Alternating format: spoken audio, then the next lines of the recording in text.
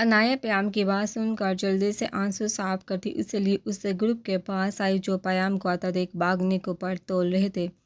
Same کے group پہ نظر پڑتے پیام کے غصے سے رگیں تان گئی۔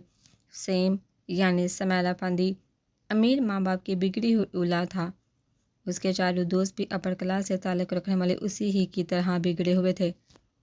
انہیں اسٹڈی سے کوئی لینا دینا نہیں، پیسے کے دم پہ پاس ہو جاتے تھے۔ ان کا کام ہر کسی کی انسلٹ کرنا اور پریشان کرنا تھا۔ لیکن جب پیام ہاشمی یہاں آئی تو ان کی ہر الٹی سیدھی ایکٹیویٹی پر بریک لا گئی، اس لیے سمیر افندی پیام سے جلتا تھا اور کسی نہ کسی طریقے سے اسے نیچا دکھانا چاہتا تھا۔ اسلام آباد پولیس اسٹیشن کے باہر ایک بلیک کلر کی جیپ آ کر رکتی، جس میں سے اے سی پی سفیان شہیر خانزادہ پولیس یونیفارم پہنے اپنی وجیہہ شخصیت کے ساتھ باہر نکلا۔ 6 فٹ سے نکلتا، اونچا لمبا قد، مضبوط جسامت، گنبھیر رنگت، ہلکی بیئرڈ، فوجی ہیئر کٹ، انابی ہونٹوں میں سگریٹ دبائے، وہ ہالی ووڈ ہیرو سے کم نہیں لگ رہا تھا۔ اسے آتا دیکھ سب فوراً الرٹ ہوئے۔ وہ چلتا سیدھا اپنے کیبن میں آیا اور سب انسپیکٹر جہاں زیب کو طلب کیا تھا۔ یس سر، جہاں زیب مریم کیس میں جس بندے کے خلاف FIR درج ہوئی تھی، کیا وہ اریسٹ ہوا یا نہیں؟ وہ فائل پہ نگاہیں جمائے بولا۔ سر وہ کیا لگا رکھے؟ تمہیں میرا سوال سمجھ نہیں آیا کیا؟ میں فارسی بولا جو تمہیں سمجھنے میں دشواری پیش آ رہی ہے۔ وہ ٹیبل پہ فائل زور سے پٹکتا ہوا دوڑا۔ سر، اس کے اریسٹ ہونے سے پہلے ہی اس کا وکیل اس کے ضمانت کے پیپر لے کر آیا تھا اور اوپر سے بھی آرڈر آئے تھے اسے ریلیز کرنے کے۔ جہاں زیب اس کی داڑھ پر ایک ہی سانس میں بنا اٹکے سب کچھ بتاتا چلا گیا، جسے سن کر ACP سفیان خانزادہ کا غصہ ساتھ میں آسمان پر پہنچ گیا۔ کچھ دنوں قبل ایک کیس آیا تھا جس میں ایک بوڑھی ماں نے FIR درج کروائی تھی کہ کسی امیر باپ کی بگڑی ہوئی اولاد نے ان کی بیٹی مریم کے ساتھ زبردستی کرنے کی کوشش کی تھی، جس سے مریم کسی نہ کسی طرح بچ نکلی تھی۔ لیکن 2 دن پہلے اس لڑکے نے اسے اغوا کر لیا اور اس کے ساتھ زبردستی کی اور پھر پکڑے جانے کے خوف سے اسے مار کر وہاں سے فرار ہو گیا تھا۔ جب مریم کی ماں نے اس کے خلاف کیس کیا تو اس کے امیر باپ نے پیسے کا استعمال کرتے اسے بچا لیا، لیکن کب تک بچا پائے گا؟ کیونکہ یہ کیس ACP سفیان خانزادہ کے ہاتھ میں ہے، جس کے آگے بڑے سے بڑے مجرم بھی کانپنے لگتے ہیں۔ جب بھی کوئی مجرم اپنی پاور اور پیسوں کے بل بوتے پر قانون کی گرفت سے بچ نکلتا تھا تو اس کا اہتمام انکاؤنٹر اسپیشلسٹ ACP سفیان خانزادہ کرتا تھا، جس کی ریوالور سے نکلی گولی سے بچ پانا ناممکن ہے۔ جہاں زیب، تم اس لڑکے کی لوکیشن ٹریس کرو، اس کی ایکٹیویٹی پر نظر رکھو، کیا کرتا ہے، کہاں جاتا ہے، کس سے ملتا ہے، وغیرہ وغیرہ۔ Okay sir. بہت شوق ہے نا تمہیں ریگنگ کرنے کی اور دوسروں کو ٹاسک دینے کی؟ چلو ایک ٹاسک میں بھی تمہیں دیتی ہوں۔ پیام نے بیگ سے بلینک پیپر نکالا، اس پہ کچھ لکھ کر بنا کسی کو سمجھنے کا موقع دیے جلدی سے اسے سیم کی بیگ پہ چپکا دیا۔ یہ لو، اب تمہیں انسٹیٹیوٹ کے ساتھ یونی کے گراؤنڈ میں پورے 10 چکر لگانا ہے، یاد ہے؟ یہ پیپر شرٹ سے اترنا نہیں چاہیے۔ اور ہاں، انکار کرنے کی کوشش بھی مت کرنا۔ تم اس پوزیشن میں نہیں ہو کہ میرے پاس تمہارے کل کے کارنامے کی ویڈیو ریکارڈنگ ہے جو انکار کی صورت میں سیدھا ڈین کے پاس جائے گی۔ پیام کی بات سن کر سیم اور اس کے گروپ کے ہوش اڑ گئے۔ اب انکار کی کوئی گنجائش نہیں تھی۔ ناچار وہ لوگ گراؤنڈ کی طرف بڑھ گئے۔ ہا واقعی کیا مزہ چکھا ہے ان نمونوں کو۔ آندھا یہ کسی کی ریگنگ تو کیا، ریگنگ کے نام سے بھی دور بھاگیں گے۔ زویا کھلکھلا کر ہنستی ہوئی بولی۔ صرف یہی نہیں بلکہ جس چیز کی نظر سیم پہ پڑتی اس کی ہنسی چھوٹ جاتی۔ ویسے یہ مزہ تم تینوں بھی چکھا سکتی تھی۔ ایسے لوگوں سے ڈرنے کی ضرورت نہیں، کیونکہ ہم جتنا ان سے ڈریں گے یہ اور شیر ہو جائیں گے۔ ویسے آپ ہی اس پیپر پہ ایسا کیا لکھا تھا جسے دیکھ کر سب ہنستے جا رہے ہیں؟ آج تو جو پیچھے کھڑی ہونے کی وجہ سے دیکھ نہیں پائی تھی، پیام سے بولی۔ میں ہوں سمیر افندی عرف سیم، 1 نمبر کا لیچر لفنگا، اور یہ جو میرے ساتھ میرے گینگ ہے یہ بھی نیکسٹ لیول کی بے شرم بے غیرت اور واحد قسم کے ہیں، ہا ہا ہا۔ پیام کے منہ سن کر ایک ساتھ ہی ان تینوں کی ہنسی بلند ہوئی، جس میں پیام کی کھنکتی ہنسی بھی شامل ہو گئی۔ تھینک یو سو مچ آپ ہی ہمیں بچانے کے لیے۔ Mention not dear. اوکے تو کیا ہم دوست بن سکتے ہیں؟ ہم نیو ہیں اور کسی کو جانتے بھی نہیں۔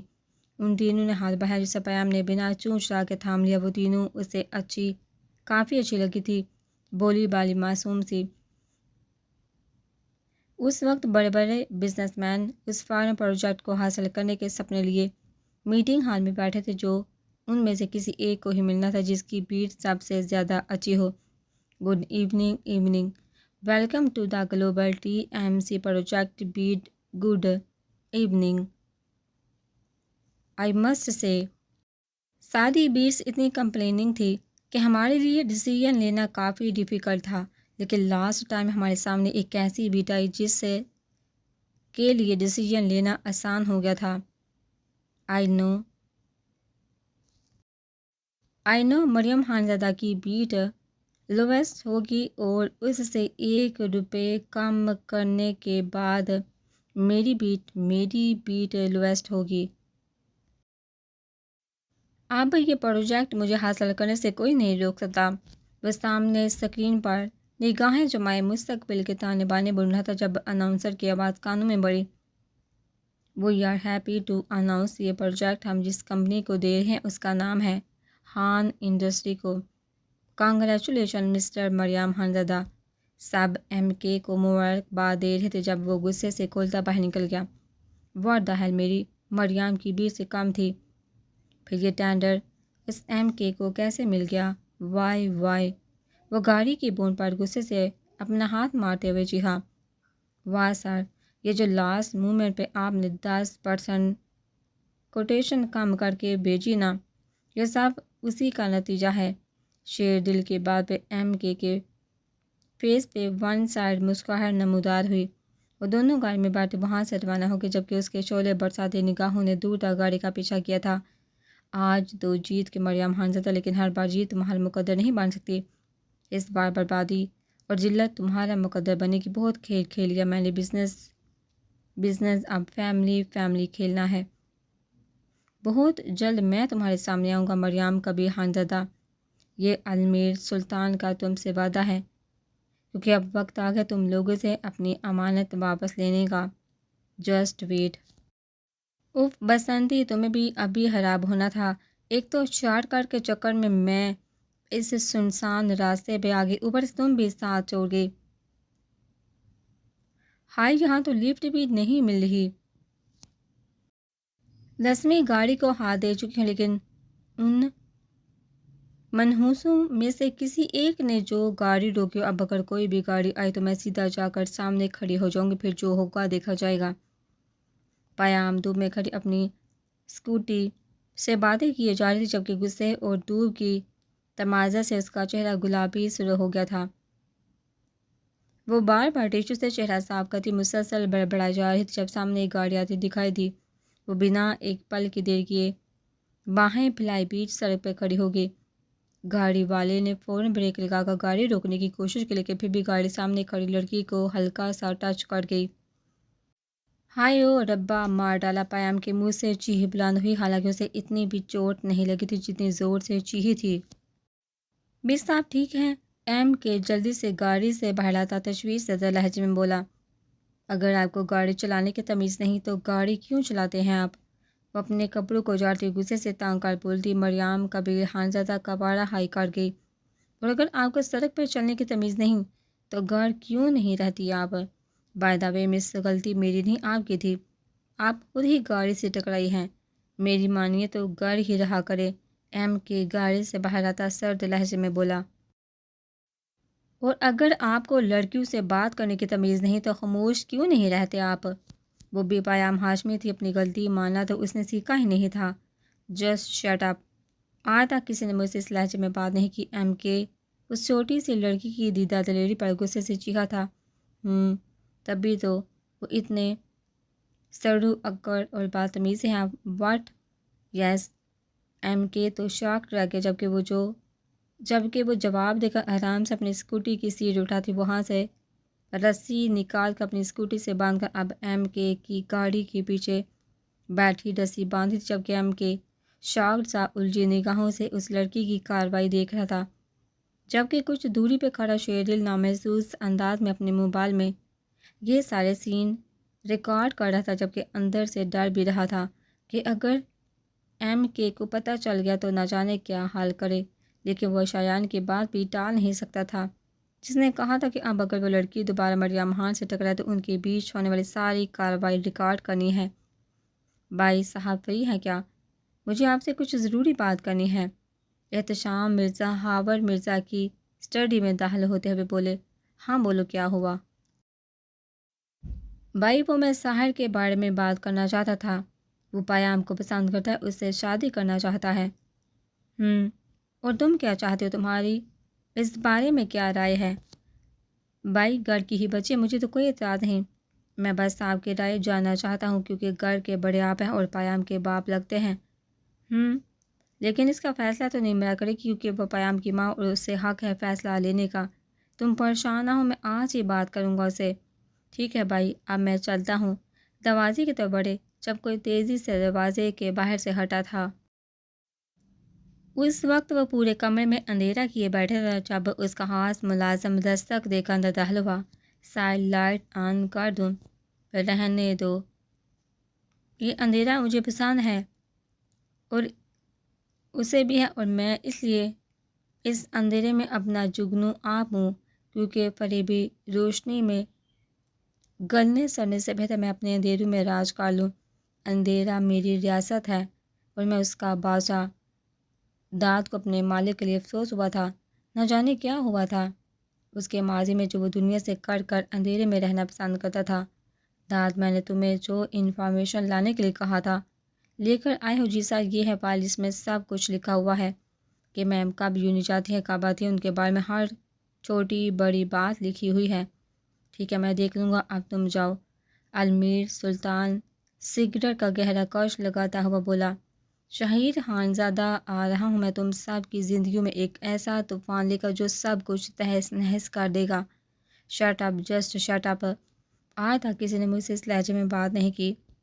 ایم کے اس چھوٹی سی لڑکی کی دیدہ دلیری پر غصے سے چیخا تھا۔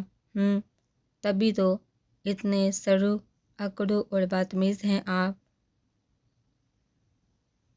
واٹ دا یس؟ لڑکی، تمہیں ڈر نہیں لگ رہا یوں سنسان سڑک پر دو اجنبی مردوں کے بیچ کھڑی ہو کر بحث کرے؟ تمہیں خوف نہیں ہے کہ ہم تمہارے ساتھ کچھ غلط کر سکتے ہیں؟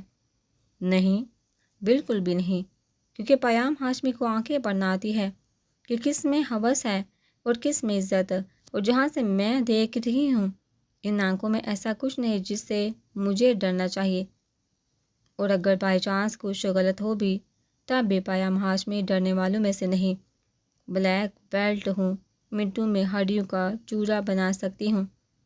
ایم کے تو شاک رہ گیا، جبکہ وہ جواب دے کر آرام سے اپنی اسکوٹی کی سیٹ اٹھاتی وہاں سے رسی نکال کر اپنی اسکوٹی سے باندھ کر اب ایم کے کی گاڑی کے پیچھے بیٹھی رسی باندھی تھی، جبکہ ایم کے شاگرد سا الجھی نگاہوں سے اس لڑکی کی کارروائی دیکھ رہا تھا، جبکہ کچھ دوری پہ کھڑا شیردل نامحسوس انداز میں اپنے موبائل میں یہ سارے سین ریکارڈ کر رہا تھا، جبکہ اندر سے ڈر بھی رہا تھا کہ اگر ایم کے کو پتہ چل گیا تو نہ جانے کیا حال کرے، لیکن وہ شایان کی بات بھی ٹال نہیں سکتا تھا جس نے کہا تھا کہ اب اگر وہ لڑکی دوبارہ مریم خان سے ٹکرائی تو ان کے بیچ ہونے والی ساری کارروائی ریکارڈ کرنی ہے۔ یہ کیا کہہ رہے ہیں آپ؟ مریم کبھی خانزادہ شوق سے باہر آتا سرد لہجے میں بولا۔ زیادہ کچھ نہیں، بس لفٹ لے رہی ہوں، یہ جو اپنی گاڑی سے ٹکر مار گیا، آپ نے میرے گھٹنوں کا فریکچر کیا ہے تو میں خود گار تو نہیں جا سکتی نا، اور نہ اپنی بسنتی کو یوں تنہا سڑک پر چھوڑ سکتی ہوں۔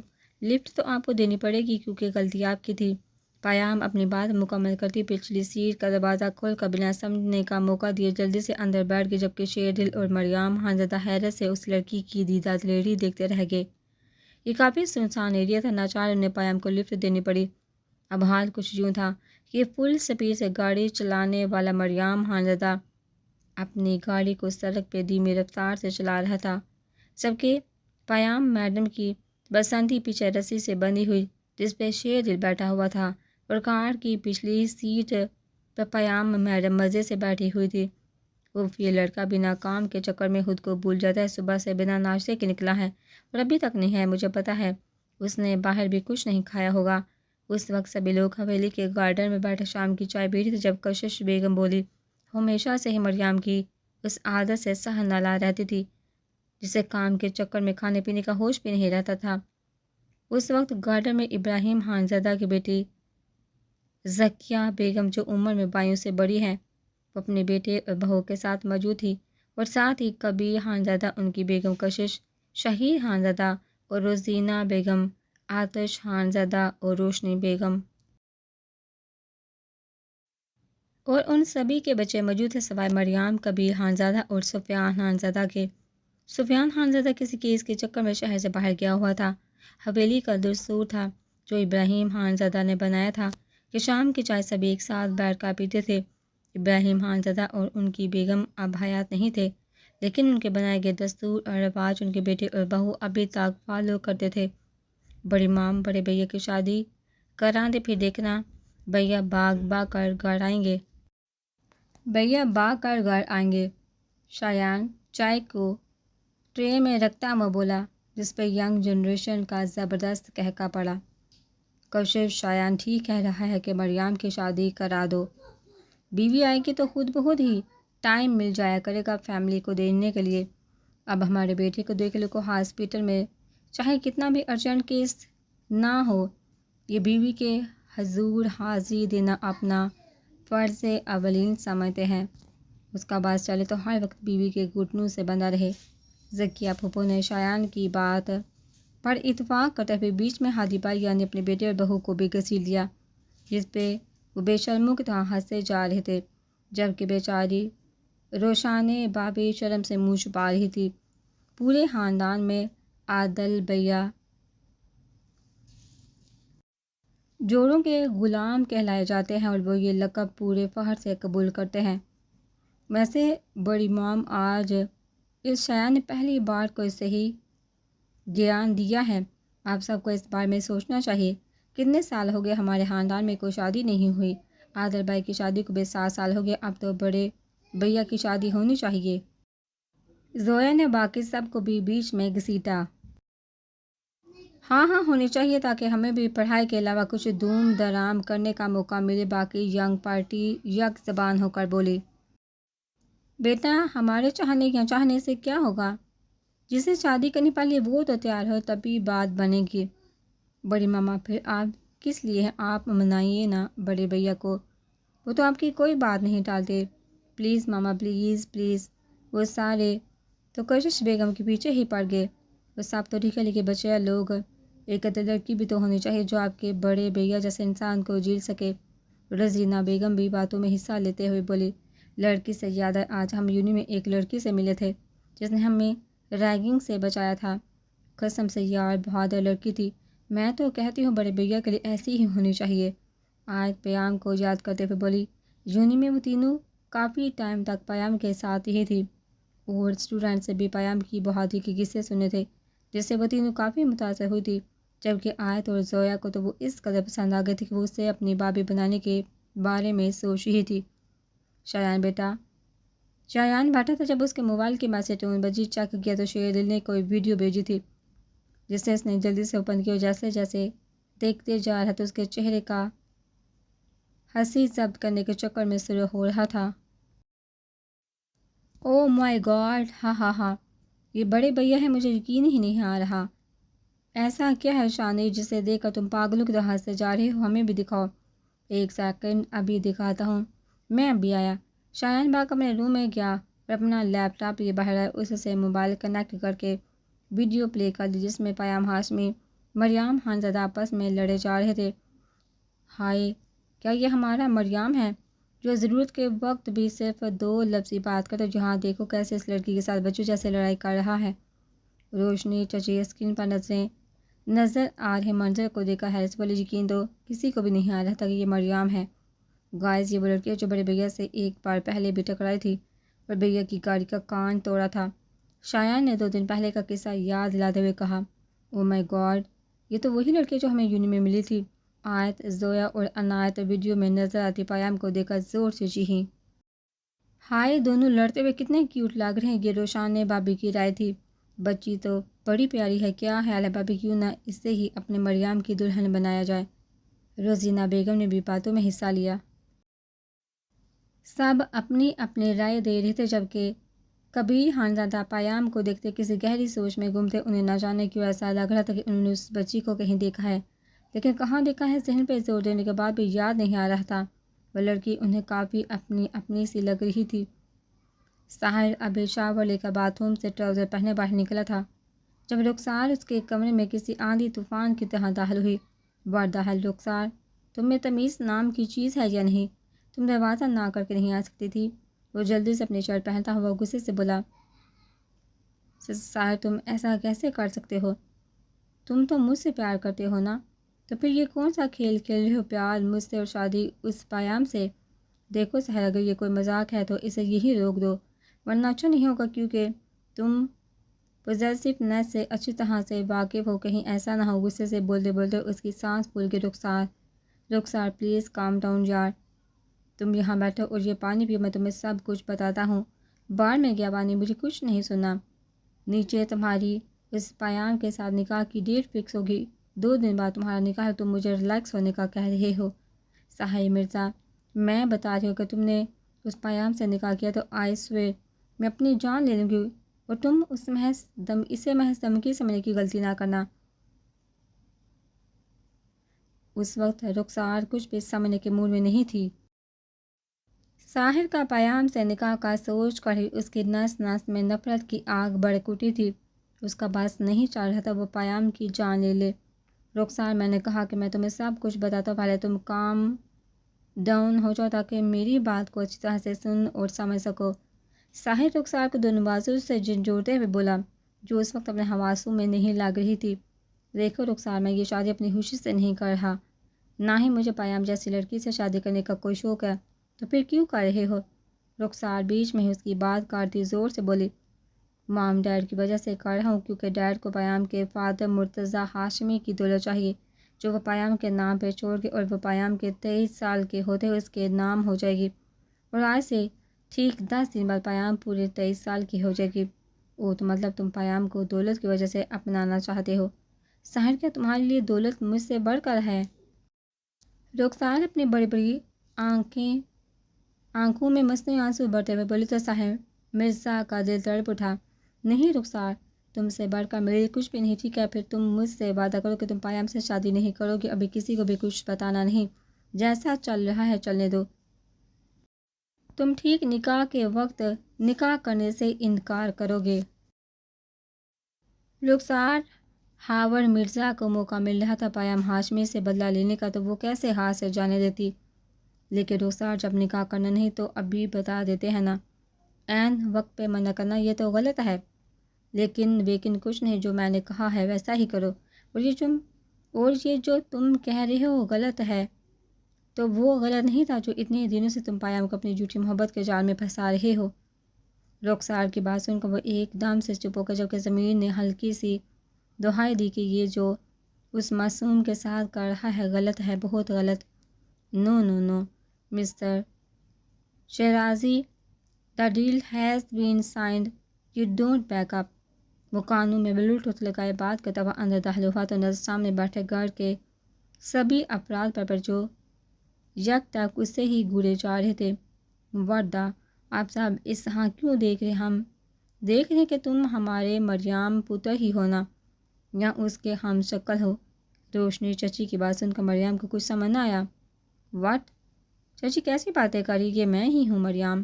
بڑے بھیا مائنڈ مت کریے گا، لیکن آج کل آپ کی حرکتیں آپ کی عادت کے برخلاف ہے، سو ہمیں شک ہو گئی یہ آپ ہی ہو یا کوئی اور۔ عادتیں، حرکتیں، واٹ نان سینس! شایان دماغ خراب ہو گیا کیا؟ کیسی بے سر پھیری باتیں کر رہی؟ وہ شایان کو جھڑکتا فریش ہونے چلا گیا۔ لو، الٹی سیدھی ایکٹیویٹی خود کر ہے، دماغ میرا خراب ہو گیا ہے۔ بابا آپ کو پتہ ہے 2 دن بعد میرا نکاح ہے، میں نہیں چاہتی کہ مجھے اس سے محبت ہے یا نہیں، لیکن وہ کہتا ہے اسے مجھ سے بہت محبت ہے، اس لیے وہ مجھ سے نکاح کرنا چاہتا ہے۔ پیام عشاء کی نماز پڑھ کر اپنے بابا کی دھندلی سی تصویر لی ان سے باتیں کر رہی تھی۔ وہ اپنے ہر دکھ سکھ اسی طرح سے اپنے بابا سے شیئر کرتی تھی۔ اس نے آج تک کوئی دوست نہیں بنائی کیونکہ اس کے پہلے اور آخری دوست اس کے بابا ہی تھے، جن سے وہ اپنے دل کی ہر بات کہتی تھی۔ ایسا لگتا تھا کہ وہ اس کی ہر بات سنتے اور سمجھتے ہیں۔ بابا ساحر نے کہا ہے کہ نکاح کے بعد اس کا گھر میرا بھی گھر ہوگا۔ بابا سن رہے ہیں؟ اب آپ کی بیٹی کا بھی گھر ہوگا، جہاں سے کوئی نہیں نکالے گا۔ بابا کاش آپ ہوتے تو کتنا اچھا ہوتا۔ ابھی وہ باتیں کر رہی تھی جب دروازے پر دستک دے کر نمرہ بیگم اندر داخل ہوئی۔ انہوں نے یہاں دیکھا پیام کو شدید حیرانی ہوئی تھی۔ میں نے تمہیں ڈسٹرب تو نہیں کیا؟ انہوں نے تمہید باندھتے ہوئے کہا نہیں، آپ کہیے آپ کو کوئی کام تھا کیا؟ پیام ہاور اور احتشام نے 2 دن بعد تمہارے اور ساحر کے نکاح کی تقریب رکھی ہے۔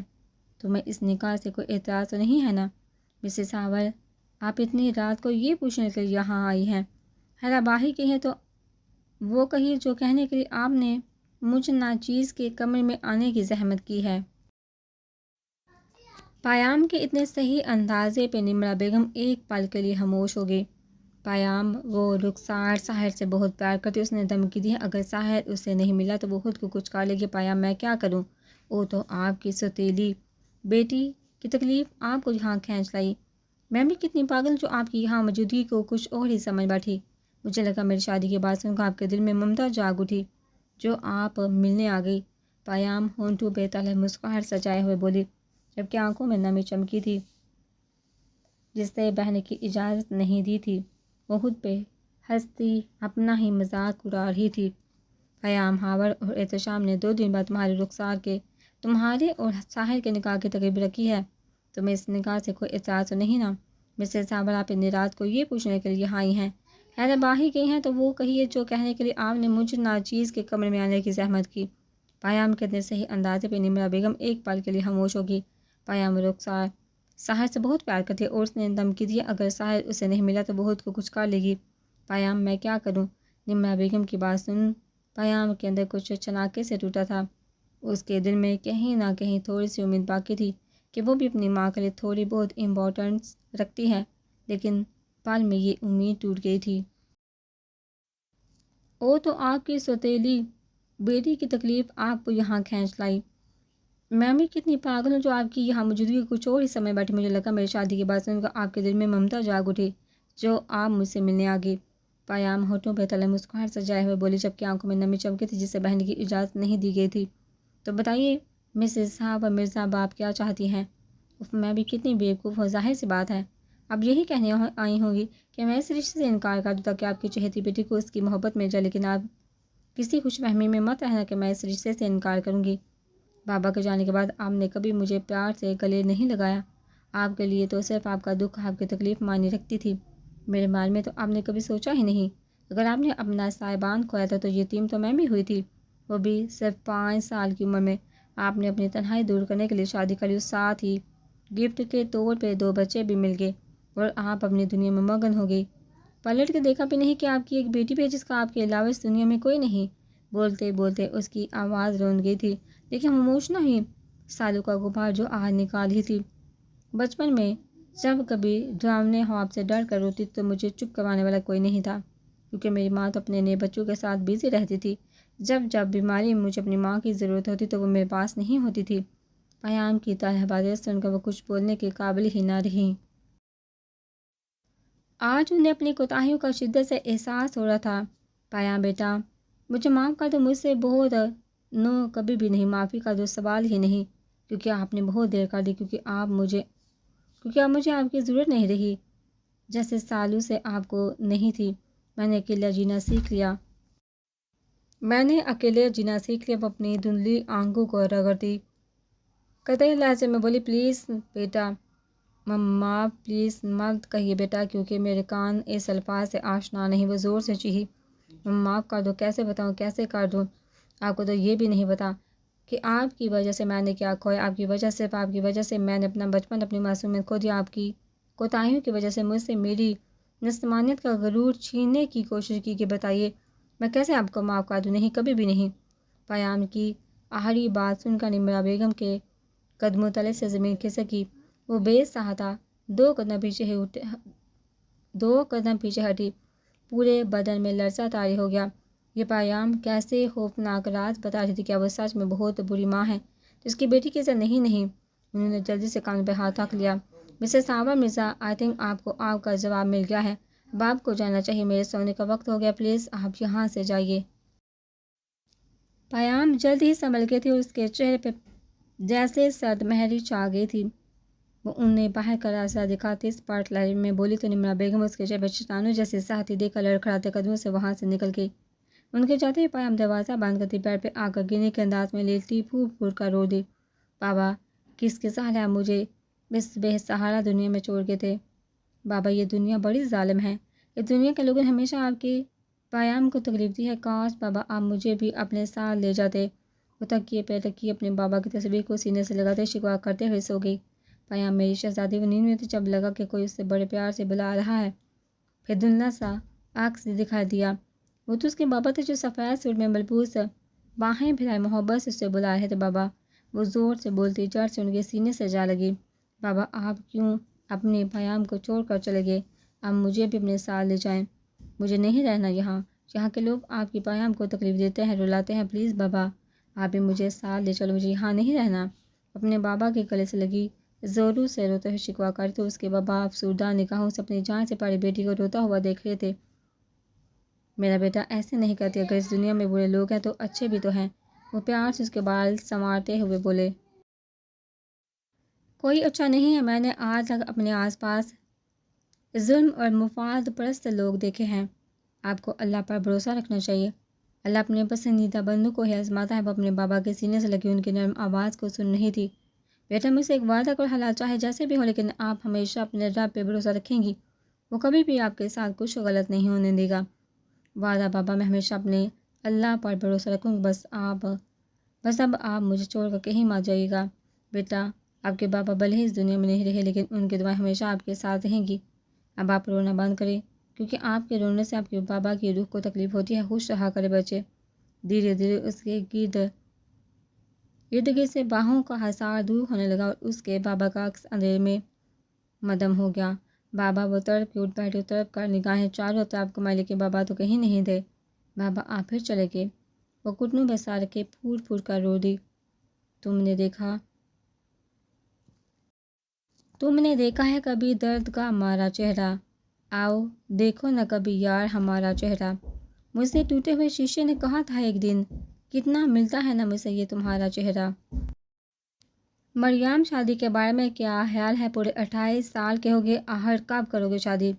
سب بیٹھے بریک فاسٹ کر رہے تھے جب اچانک کبیر خان زادہ نے مریم کو مخاطب کرتے ہوئے کہا، بابا میرا بھی شادی کا کوئی ارادہ نہیں۔